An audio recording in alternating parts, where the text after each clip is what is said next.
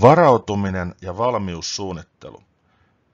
Varautuminen, jatkuvuuden hallinta, valmiussuunnittelu, kokonaisturvallisuus, resilienssi ja tilannekuva on tärkeitä käsitteitä varsinkin viranomaistoiminnassa.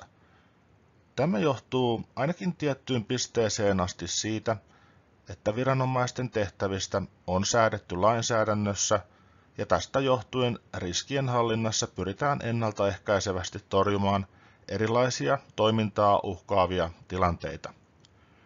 Entäpä sitten yksityisellä puolella?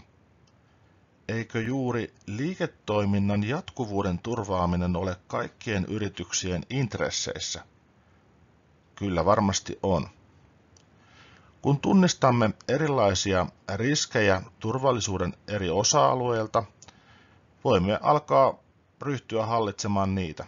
Parhaimmillaan tämä kaikki tukee myös yrityksen kasvua ja vastuullista yrityskuvaa.